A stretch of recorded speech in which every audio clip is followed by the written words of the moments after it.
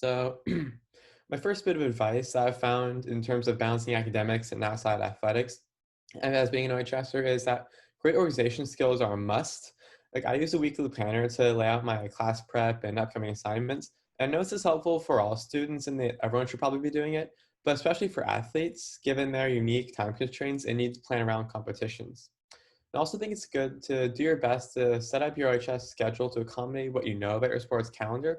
And for example, in my case, that meant taking classes that were held in the early morning Pacific time, so I could train in the Eastern time zone and still attend live classes while competing in Europe for various tournaments. And Europe has a 9-hour time difference from California, so I had to keep that in mind. And I also think it's good to communicate with your teachers early and often about your training and competition schedules. Let them know about your weekly or monthly commitments and any upcoming competitions and travel. It's a good idea to introduce yourself at the beginning of the year as well and lay out your tentative schedule as well as what you'll do to ensure their academics stay strong throughout the year. And another note here is to try to complete assignments early whenever possible so that you aren't swamped when you get back from a tournament. Like for example, you can do some homework on the plane or drive to the tournament and back to make sure you get it all done. And also this allows you to put school out of your mind and focus on your athletic performance when you're performing. And there's more about this on the next slide. And I think the most important piece of advice is just to pay it forward, so to speak, with your teachers. And that means basically if you're already getting good grades and participating, they'll be much more willing to grant extensions and be flexible. Be a good student, basically. All right, so there's also a few more tips I have in this area. I think the ability to compartmentalize is also very important, as I referenced in the last slide a little bit. Like you need to be able to focus on academics when you're studying and performance when you're competing, which is easier said than done. You can't do your best work if your attention is split. And remember also that you're performing at the highest level of academics and athletics, and you need to reward successes in each area. And like for example, you may have performed poorly in a tournament, but you got an A on a core paper. So you need to celebrate the little things and give yourself credit where credit is due. And also another thing that sounds maybe self-evident is to be aware of the perils of identity. Remember that you're like a person who swims, not just a swimmer. You're made up of many different parts and experiences, and a single aspect of your life doesn't define you. Again, this sounds very simple, but it's sometimes easier. It's one of the things also easier said than done. So here's an overview of the college recruiting portion of this presentation. So first we'll discuss the NCAA and eligibility issues. Then we'll turn to college counseling and discuss the merits of OHS college counseling versus private college counseling. And then we'll talk about standardized testing and how that works and how you should plan that out. And then I'll talk about making your list of potential colleges, including Division 1, 2, and 3 schools. And then we'll cover how to initiate contact with the coach, the role of the recruited athlete versus the walk-on, and finally, the evaluation of athletes by college coaches. All right, so we'll start with the NCAA. So every athlete who wants to play college sports must be certified as an amateur by the NCAA. You should register at the NCAA Eligibility Center as soon as possible, and the link is there, and it's also in the resources slide later on. You'll have various tasks to complete at that site, such as watching training videos, filling out questionnaires, and submitting course information, as well as transcripts and test scores, things like that. Once you've met all the requirements, the NCAA will then issue an amateurism certificate in July or August after your senior year. It's also important to pay close attention to all NCAA rules about course certification and amateurism. I've known people who were told by the NCAA that some of their courses weren't NCAA certified and that their eligibility was then in question. But that hasn't been an issue for me personally at the OHS. And the NCAA does get confused sometimes if presented with multiple transcripts, so the easier you can make it for them, the better, is a general good rule of thumb. And it's also important to become an expert about maintaining your amateur status, so that if you don't make a mistake that could cost you your college sports career. Mistakes often involve things like monetary or other compensation that you may receive. More or less, you may not be sponsored or earn money as an athlete. So now we can talk about college counseling. And I found that the college counseling staff at the OHS does a really great job, and they're very familiar with current guidelines and deadlines for things. They're also available to all full-time OHS students and will assist with grade reporting, letters of recommendation, and other college application issues that may arise. Hiring a private college counselor is also an option, but they can be expensive and the quality can vary wildly. So there isn't one uniform standard. So it depends on the one. But one positive thing is that depending on the one you choose, they may have wider knowledge in certain areas. Though again, that varies. You can also choose to seek outside help for essay writing for the Common App, but make sure that all work you submit is 100% your own. And also, it's important to note that the Common App essay prompts don't really change very much from year to year. They don't always change. So you can start thinking about writing and refining your essay early if you'd like. And conventional wisdom like says your essay should not be about your sport to try to, I guess, convey that you're a more well-rounded person. However, the most compelling personal stories often involve sports, especially if you're an athlete. Because think about it, in American culture, our heroes tend to be athletes, and the struggles they overcome or experiences they have on the way up resonate with people. So your essay doesn't need to focus specifically on your sport, but your sport can serve as a framework for the story you're telling about yourself. And so in my case, I had to submit two essays, the Common App and the supplemental the supplemental essay for Princeton. And I did one related to fencing and the other one was not fencing related. But for the first one, I did use fencing as kind of a framework for a story of personal growth, which is kind of what they want to see. All right, so when it comes to standardized testing, I think early standardized testing is always better. It allows you to get a feel for the specific test you choose and gives you a baseline to identify areas of weakness, especially if test taking is not your strong suit. I know from personal experience.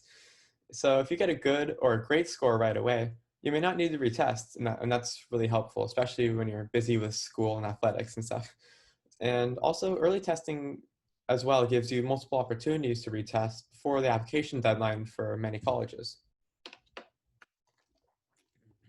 And deciding which test you to choose, the ACT and the SAT, is strictly a personal preference thing, but I prefer the ACT personally, but the SAT gives you the option of super scoring your test, meaning that you can combine your best section scores from different test dates to increase your overall composite score, or at least it did pre-COVID. Some things might be subject to change.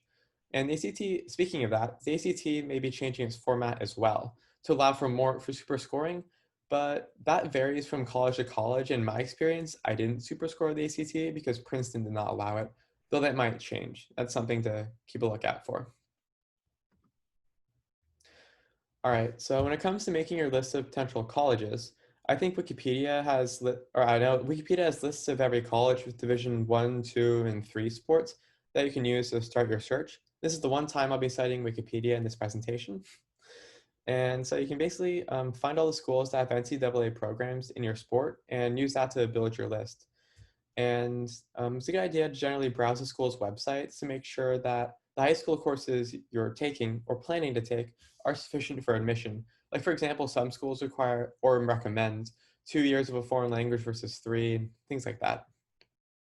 I think your list should also probably include no more than a dozen schools, so you can stay on top of your list and keep tabs on all of them. And also one more thing, don't dismiss Division 2 and 3 schools out of hand. There are a number of great universities that compete in the lower divisions, and you should definitely check them out, perhaps as a backup plan if your Division 1 school of choice does not recruit you. And don't think it means you won't be a successful athlete if you do this. For example, I know a guy who's a fencer who went to Brandeis, which is a Division 3 school, and he went on to win an Olympic medal, so it can be done. All right, so now we'll discuss initial coach contact and like how to contact them, how to stay in touch, and yeah. So different sports have different rules about contact, which makes it complicated. So you need to do your research in order to stay inside the lines with the NCAA. For example, you need to know how early you can contact a coach, when you can make an official or unofficial campus visit, etc. So the following two slides lay out a good template for initial contact with the college coach. And it's basically the template that I used. So the first thing you do in this case would be general good practice is to greet the coach by name to strike a professional tone. And for example, you use their last name like Coach Jones, for example. And second, it's a good idea to introduce yourself and let them know why you're emailing them. So you can say like, I'm interested in fencing for your college or something like that. And third, you can share your academic information. Like, for example, where you attend high school, your GPA and test scores, those kind of things if applicable. For OHS students, you should always include a copy of the OHS school profile with your email, as many schools and coaches are just now learning about the OHS, and the school profile is really impressive in my opinion. It's important to let them know it's not just homeschool. If you have a standardized test score or current transcript you want to include as well, that's probably a good idea to include that too. So then fourth, the good idea is generally to outline your athletic activity. For example, when you started training or competing in your sport, your current club and or coach, and your current regional or national ranking. And if you have a highlight reel, you can include it. I didn't include one because it's not as applicable for fencers, but if you're in soccer or football or something else, then you might have one on hand. And fifth, it's a good idea to also provide your most notable finishes, share your plan for the upcoming season, and say that you hope to see them at one or more national events, again, if applicable. And sixth, highlight any connections you have to their program. These connections can include siblings or family members who are now or were varsity athletes at the school, teammates who have competed for the university in the past, any camps or training with current or former university coaches, things like that. And then you let them know that you share their goals for the team and let them know how you will help them to achieve those goals. For example, I said, I know how important the Ivy League championship is to you and the team. And as a strong pool fencer, I'll be a great asset to the Princeton squad at both Ivy and NCAA competitions. It seemed to work. Importantly, these connections should highlight your desire to attend the university. They may not necessarily provide an advantage with recruitment or admissions. And seventh, ask if they'll be recruiting in your sport, event, and or gender for your matriculation year. You can also ask about how the school supports its student athletes and how they assist student athletes in transitioning to NCAA competition, if you like. And then finally, thank them for their time and let them know that you look forward to meeting and speaking with them when it's appropriate, and provide your email address, not your phone number. This part's kind of an important technicality. Coaches cannot initiate telephone contact until a sport-specific window opens. However, they can answer your email. So I guess it's an issue of they can't reach out to you, but you can reach out to them. And by the way, I can email a copy of this template if anyone wants it. And speaking of email addresses, you might want to create an email address just for this purpose and other related information. And it's good because if you don't, then if you use your personal email, for example, a reply from a coach might get buried, and that would be very tragic.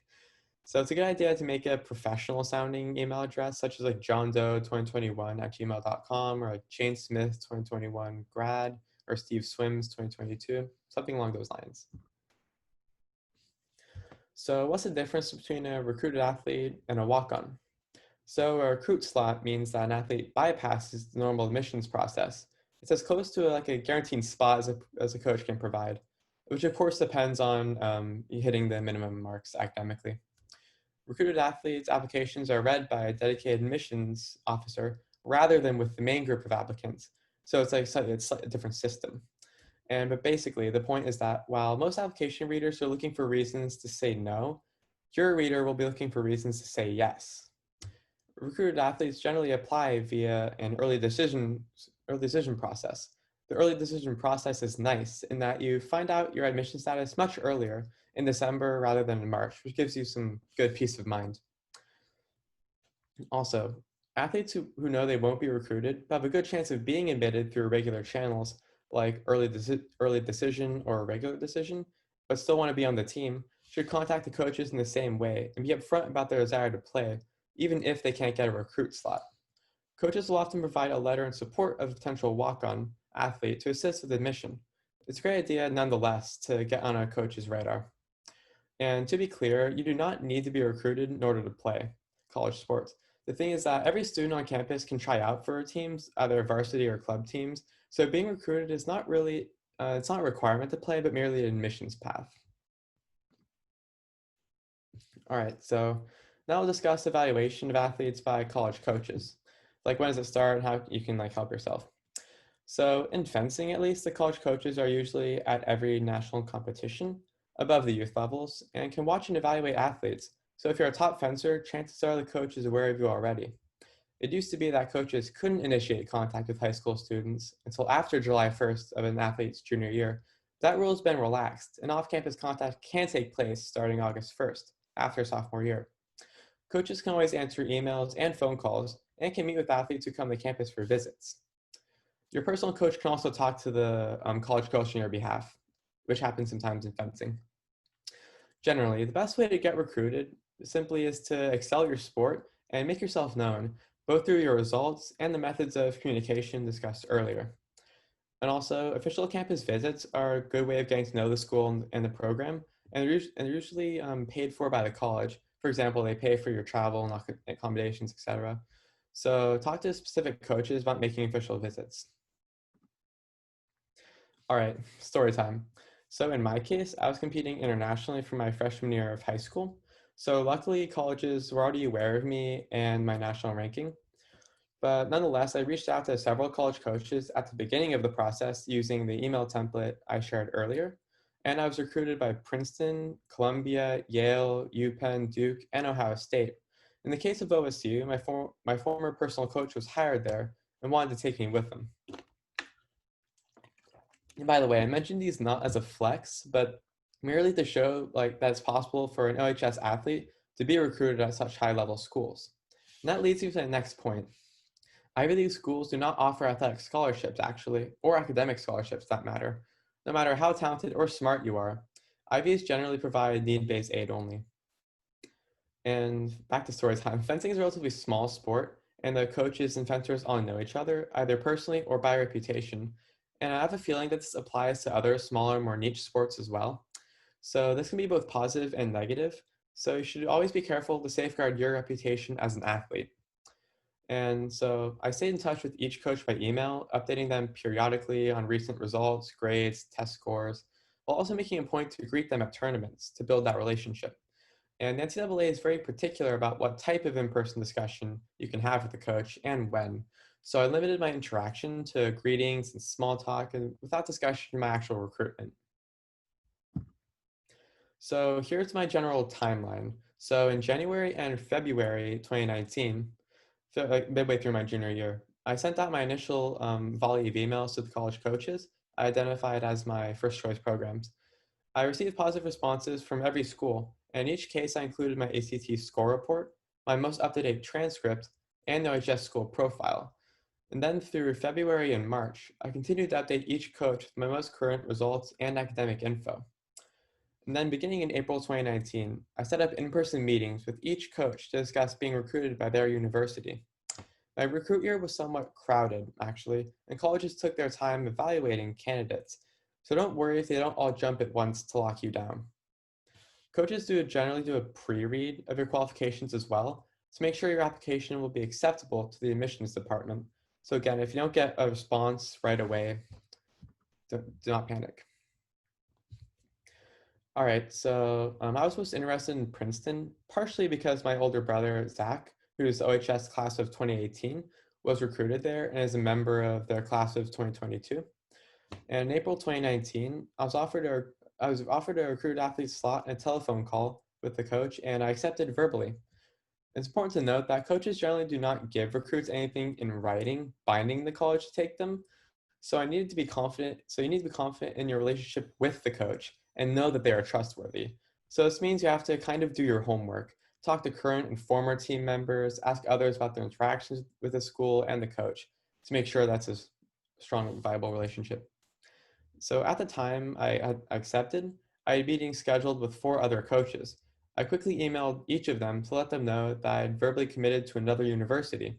And the basic email I sent is on the next slide. So here's a sample committed elsewhere email, which is, I think, common courtesy. Dear Coach Jones, or whatever the name is, I know we have a meeting scheduled for this Friday, but I need to cancel that meeting because I verbally committed to another university. I want you to know how much I appreciate you offering to meet with me and what an opportunity it would be to compete for you at insert school here. I know your time is valuable and limited, and I don't want to use it up when I won't be seeking admission to the university. I know that many of my peers make their decision, but then don't let the other colleges on their list know, just to play it safe. However, I think that practice is unfair to you as a coach holding a spot open, as well as to the university, as you should be able to recruit the best athletes who are truly available, rather than just playing guessing games or seeing who still has a chair and the music stops. I really respect you as a coach, and I wish you and your team all the best. I enjoy seeing you and your athletes at competitions, and look forward to us all making each other better going forward. Respectfully, student athlete. So once I accepted verbally, I had to submit my application to Princeton. I applied single school early action, which meant a deadline of November 1st, as opposed to January 1st for a regular decision. I submitted my application in September and received a likely letter from the university in October. And the likely letter states that the university understands that you might find it helpful to know about your prospects for admission, and that if things continue as they have, which basically means if you keep your grades up and don't commit a crime or something, you can expect to receive a formal offer of admission in December. And Ivy League schools in particular do not utilize the national letter of intent process before an actual admissions decision. So there's only one official offer of admission that you either accept or decline. Finally, I'll now discuss some potential impacts that COVID-19 may have on the recruitment process. Note that while many things are kind of up in the air right now, and it may kind of turn upon whether all schools can reopen safely in the spring, these factors will likely affect your path through recruitment, as they'll probably cause a ripple effect that will carry forward. So first things first, schools may no longer require applicants to provide standardized test scores, although at Princeton, recruited athletes are still required to submit their scores. And second, schools may not accept transfer credit for AP scores if those tests are taken at home, which makes sense in light of the struggles with the AP exams this year. And third, some schools have done away with the early admission, and have gone with regular admission only for the 2020 to 2021 admission applicant cycle, even for recruited athletes. And also, schools may recruit athletes differently or suspend recruiting depending on how the success of their mitigation efforts on campus go. And it's also important to note that the NCAA is extending eligibility for current athletes who cannot complete / missed out on their championships in 2020. So you'll need to check on those issues going forward. And also, it's important to note that many universities are cutting teams or dropping them from varsity status down to club status. So you'll need to check your first choice school social media very closely and be in touch with the coaching staff to make sure that your first choice doesn't drop your sport. Yeah, like moreover, in light of Stanford, Brown, and others cutting teams, actually one of those teams they cut was fencing without notifying the athletes in advance. For example, both schools informed student athletes less than an hour before their public announcements that their sport was being cut, so it can happen very suddenly. So in light of all that, it's important to stay up to date on NCAA rules regarding transfers and eligibility. If you think there would be a chance that you might need to transfer to another school in order to play your sport. This kind of ties in with the email I just went over, actually, because you want to maintain good relationships, not burn any bridges with coaches if you can help it, in case transferring becomes necessary for you. And one of their programs might be one that you're looking at. So overall, you should stay on top of changing guidelines for testing, applications, and NCAA program status. Basically, ask questions, have backup plans, check on the rules of transferring if your school discontinues your sport, or if you after you've matriculated. Overall, it's just some things to watch out for. I don't have all the answers here, and nobody does, but these are just some factors to keep an eye on. And I've also included some resources that helps me through the process and may help you through the process as well. So as I mentioned earlier, there's the NCAA Eligibility Center, where you can set up an account and check back often for various tasks to complete. There's also athleticscholarships.net. And this website has a lot of good information I found about coach-athlete contact. It kind of helped me learn what I know right now. And there's also College Confidential. And there's a lot to unpack with that one. And I can't vouch for the quality of everything you find on that website, but I've looked there in the past for ideas, and it can be helpful food for thought. And also, feel free to email me at saberandrewj@gmail.com with questions, or if you'd like copies of email templates or other information. And by the way, I can also put the email templates in the Skype chat if that works better. Well, we'll see. But overall, this is just my experience going through the process, and yours may end up being very different, especially in light of COVID. But I just hope that I've at least given you some guideposts that will help you through the recruitment process. So thank you very much for listening, and if you have any questions, I'm willing to answer them. Awesome. Thank you so much, Andrew. Yeah, so anybody that has any questions, feel free to raise your hand. Um, and there should be a button on Zoom. I don't think it allows hosts to do it, which is why I can't see it. Or you can type them out in chat. I know I had one question, especially. So I'm going to be a junior this year, but I'm kind of thinking ahead to senior year. So I know you talked about, how you balance just day to day like school and athletics, but I was wondering if college applications ever got in the way of that kind of senior year, if that was or not an unexpected, but kind of an added stress level or like something to figure out. So I wasn't sure if there was anything else that you kind of had to do or think about to balance all that? That's a good question. But in my experience, I started my application process and writing essays very early on. So it was mostly a summer activity for me. And I had already been recruited to Princeton, so I only had to write one application. So it took a lot of stress off for me. But even still, it did kind of bleed over into the first part of the fall semester. So it adds a bit of stress, but it depends on how many schools you're applying to. But for me, it didn't add a whole lot of stress, and it was definitely manageable. Gotcha. Okay, cool. Aiden, do you have a question? Yeah, I do.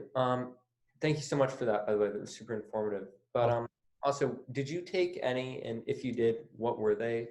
Subject SAT tests or APs?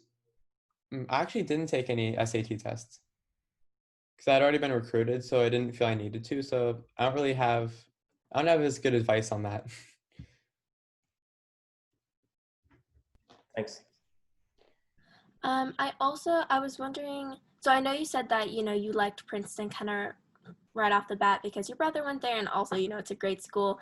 I was wondering if you ever had really a process. I know you kind of went over it, but to find or figure out what your college list was, because I know at least for me in my sport, it's been hard to kind of narrow down to like a few core schools.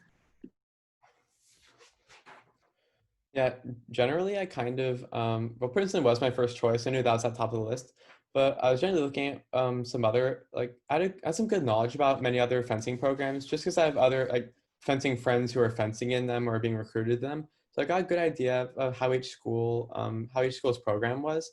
So I used that to kind of ask that information to build my list. But again, it's also a good idea just look at the websites and again check the course requirements and just any other team info they may have. Cool, thank you. Aiden, I'm not sure, do you have another question or is that a raise for hand from before? Oh, sorry about that. I forgot to put my hand down. No worries. I think I have a few other questions. I was wondering, so as far as, college applications go, since you had to, so obviously, you're recruited by Princeton, which is really awesome. So I was wondering, further than that, were you, I'm not really sure how to phrase this question. I guess how competitive were you as far as, like other extracurriculars or the rest of your college application? Not necessarily in specifics, but I guess I'm trying to get an understanding of the balance between getting recruited and also, still going through the formalities of a college application. Yeah, honestly, in my case, because of how much of a big time commitment fencing was, it was kind of the hook of my application. And I didn't really have a lot of extracurriculars to talk about, which I was a peer tutor for AP US History last year and a student ambassador, so I did include those two things. Not really sure how much those two things will help, but yeah, mostly fencing was kind of a replacement for extracurriculars for me at least. Though it doesn't necessarily have to be, and I'm sure, and the more you have, the better, probably. Gotcha, thank you. And you mentioned the idea of like likely letters from, that you got from Princeton. Do most schools do that, or was that pretty specific to, what's the word, Princeton? Yeah. From my understanding, some schools do, some schools don't. So it's a case by case thing. Yeah, but Ivy Leagues do. Okay, cool, gotcha. And I think that there's a question in chat for you, if you can see it. Oh, so I wasn't looking at the chat. Whoops. Okay. No. Uh, mm,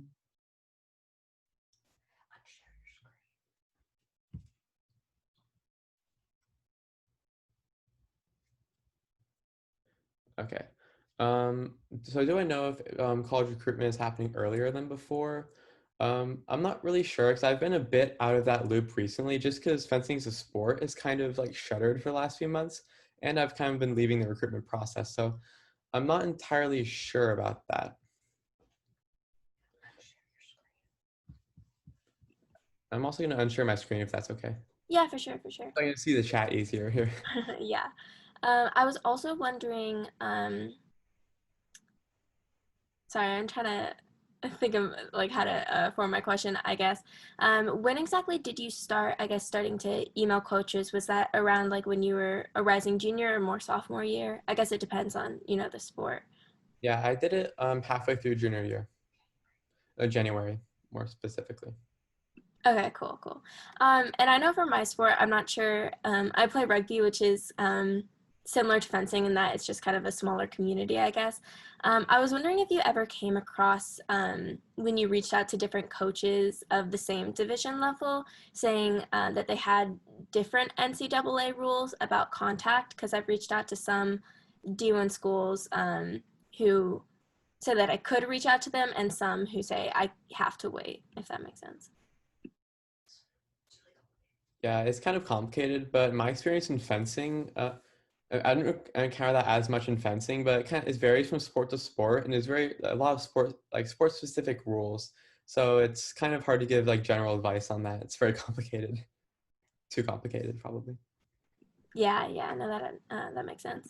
I was wondering how you chose Princeton, because I know you talked about, your brother went there, and of course they have a good fencing program. Were there any other kind of factors that went into that, or were those kind of the two biggest? Those were two big factors, but there were other things, of course. I didn't just go there because my brother was there. But also, there's two things. First of all, another former OHSer, who's also a fencer, went to Princeton, and she had a great experience. So that informed my decision. But also, Princeton has like a lot of programs and different things, like in different like disciplines. They're at the highest level, and going in, I wasn't really sure what I wanted to major in.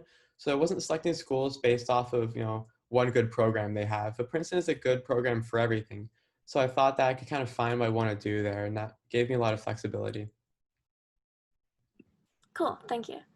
Um, I think that's pretty much all the questions that came to my mind. Maybe we can wait just a few more minutes if any questions come to anyone else. Feel free again to raise your hand or put them in chat.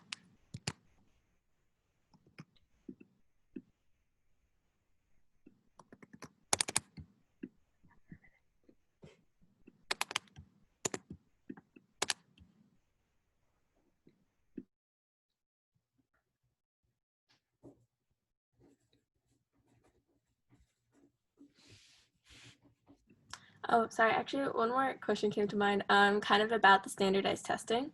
Um, so of course, you're really good at fencing, so that was a big factor into getting recruited. Did you find that standardized tests were a bit or a pretty big factor as far as getting recruited, or even just getting admitted, or I guess what that level of importance was? Yeah, it's very important to get a high score, even if you are recruited for Ivies, like in an Ivy League school at least. Because, for example, like I think my coach, again, this might be kind of might not be the truth, but he kind of said it's good to have ACT of like in the 30s. He said to me, which I did get. But like really, like I think I'm trying to remember. Yeah, I think he said like more of a 32 and up is important for Princeton, though other Ivies and other schools might not be as demanding for student athletes. So I kind of have to talk to some people and get a sense of how it worked out for them. Okay, cool. Thanks.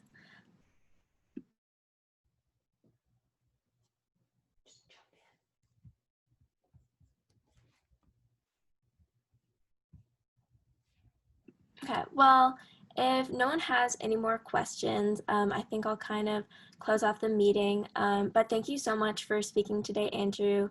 I think everything was really informative and really helpful, especially for student athletes. Oh, and I think we just got a new question in chat. Oh, yeah. Who's the other saber fencer that went to Princeton? The one I referenced who wasn't my brother was Sage Palmito. who's graduated from Princeton. And also, and one thing she did tell me actually, is just it brought this to mind, but that she said the OHS was very good preparation for Princeton. So that gives me a lot of hope, and should give you hope as well. Yeah, especially the writing in the core classes really helped with the rigorous writing of Princeton. And also, if anyone has any questions they think of later, you can always send me an email. I can email my slides or email the templates I have or anything. Awesome. Yeah. And if you're in the Skype group chat, I'll be sure to put that information, if you're okay with that, Andrew, in the chat. And if you're not in the Skype group chat and you have Skype and you'd like to be, just message me and I'll be sure to add you. But, oh, go ahead. Obviously, I am in the group chat. And also, if anyone sends me a question via email, I can put the answer in the Skype chat so everyone has the information. Oh, yeah. If that'd be okay. Yeah, I think that'd be great. Too much, but yeah. No, I think that'd be awesome. Yeah, cool. Well, thank you so much. I think this was super helpful. And, like everyone said, I think I learned a lot, and I'm sure everyone else did. Just from a student athlete point of view, it's very helpful to kind of get a perspective of what it was like kind of going through that college admission process. And then lastly, just anybody who is coming to next week's meeting, it's going to be a little bit different. It will not be on Sunday at 2 o'clock, just because our guest speaker is Victoria Garrick, who was a D1 volleyball player at USC and has a really tight schedule. So it's actually going to be on Tuesday at 8:30 p.m. EST, 5:30 EST, PST. So that's just a little change. So if you're planning on going, I'll notify that on Instagram, and I already told the Skype group chat. But cool, thank you guys so much, everyone, for coming, and I hope to see you guys next week on Tuesday. And again, not this upcoming Tuesday, next Tuesday. Thanks for that distinction. Yeah. So yeah, thank you guys all for coming this week, and I will see you guys next Tuesday. And yeah, thanks so much. I'll see you guys later. Bye. Thanks for having me.